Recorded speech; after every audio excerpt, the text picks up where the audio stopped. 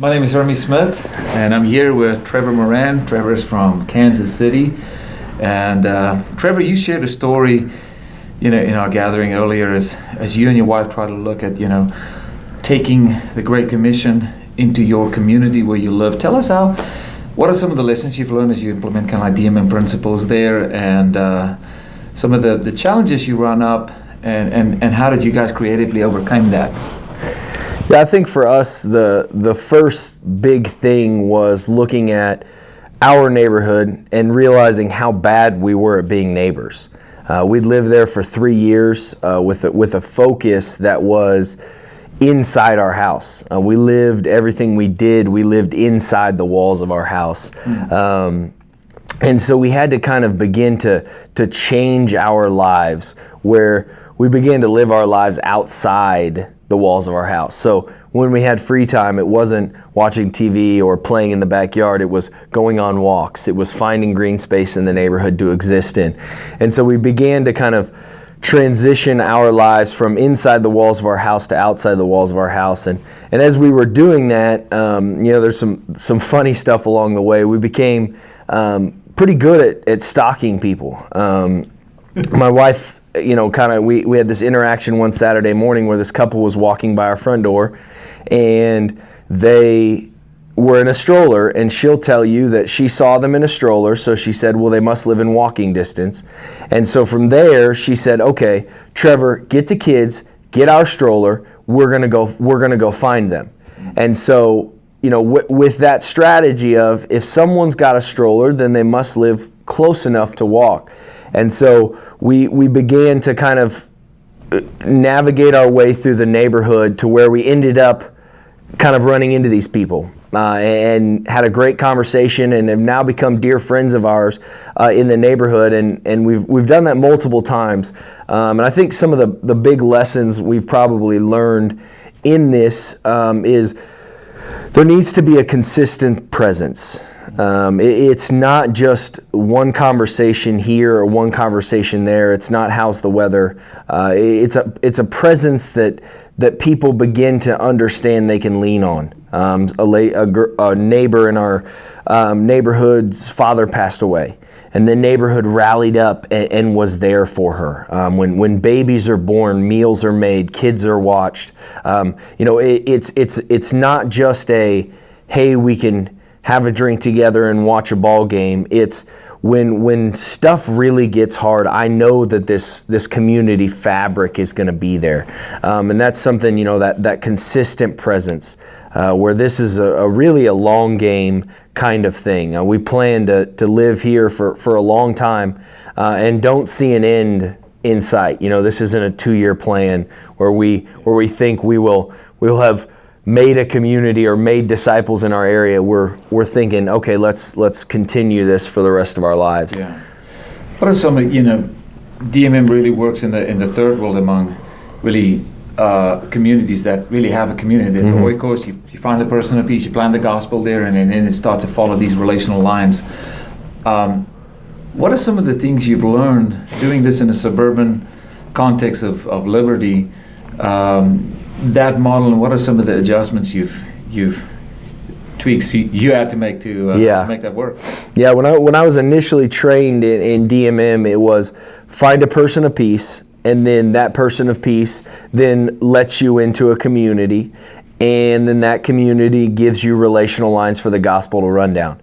And in my situation, I was kind of the person of peace. I was the insider. I was in this supposed network, and so then when I understood I was the person of peace, I began to look for the relational lines for the gospel to run down, or the oikos, or the community that existed in my neighborhood, and I came to understand that there wasn't one, and so my strategy, my methodology had to change, in that I still believe that disciple-making movements and engaging a discovery process was a way for people to engage God and what He said, but I didn't have relational lines for that to work down. So I had to kind of backtrack and create relational lines for the gospel to move along.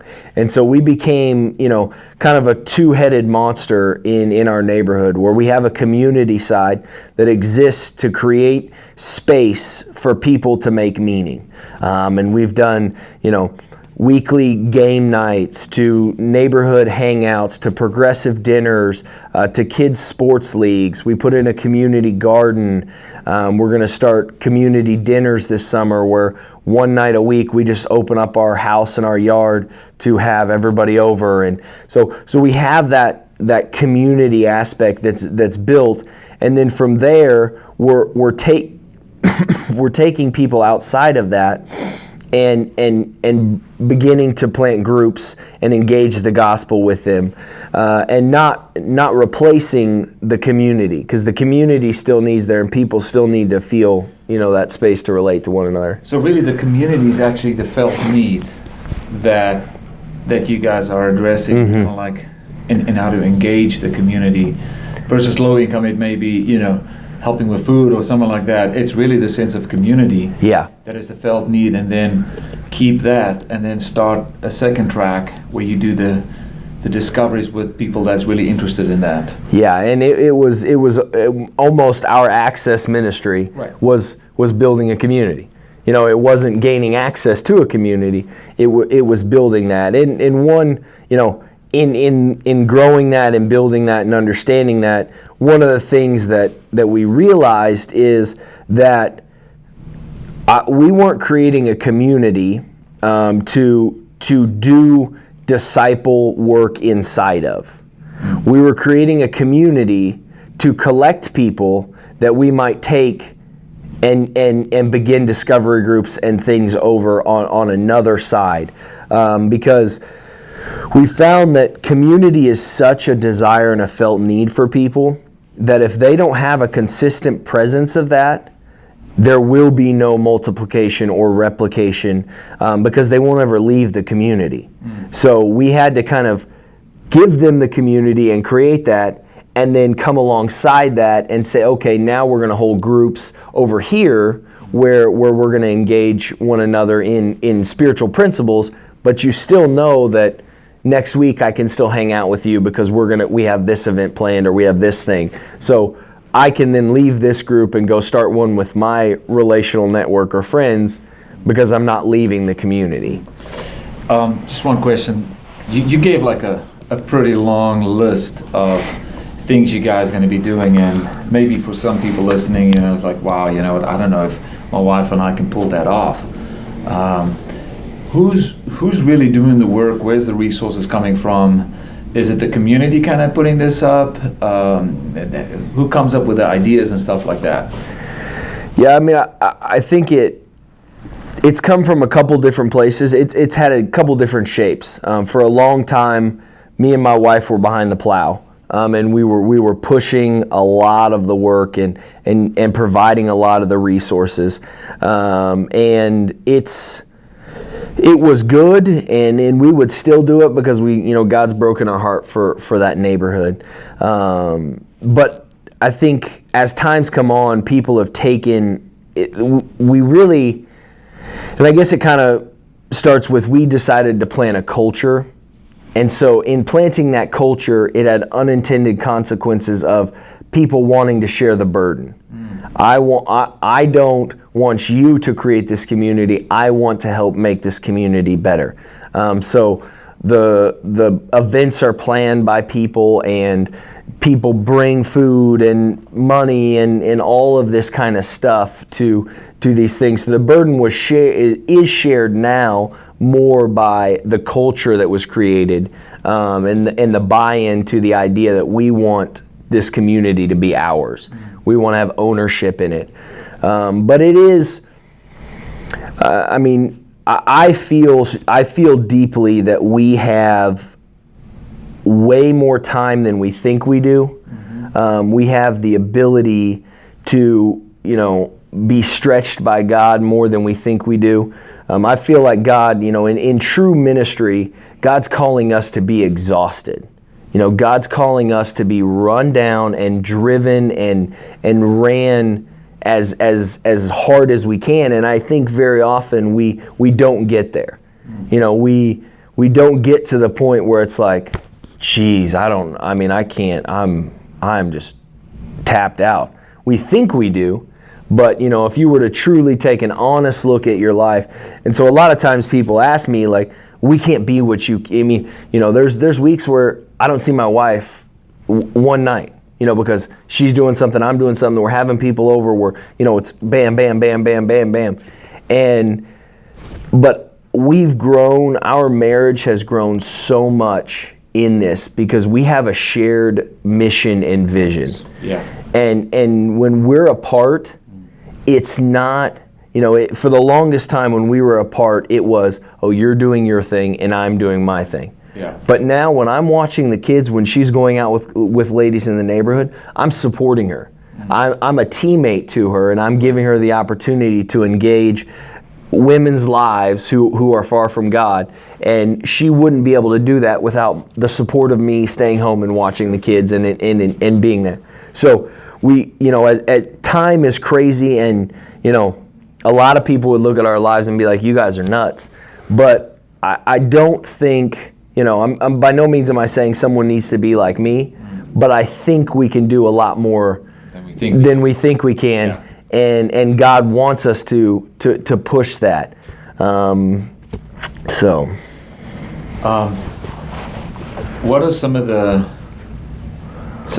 results that came about as this has multiplication take place, and also, so there's kind of like the numbers, and what are some of the qualitative, you know, what are some of the transformation you're seeing from creating this community? Yeah, I think there are kind of two sides to this. The women are really taking off. We're seeing some really cool stuff through my wife and that kind of movement there. She's got this year this summer they'll start 4, maybe 5 groups, third generation kind of down the line. So the women are really kind of taking off in this group structure, and we're seeing a community be built. The men, on the other hand, I am personally having some really amazing spiritual conversations and movement. It hasn't really spawned into groups yet, but I feel like God's this is the underground phase. Men kind of move slower in spiritual things. They're a little bit less likely to engage the feelings and those kind of things with people. But I am head over heels with the conversations that I've got to have with these people that are far from God, and I'm getting to share my life and who I am with them because of this community that we built. You mentioned there was one guy that walked away, someone you did not invite, this people bringing in. Yeah, we that culture I kind of talked about earlier.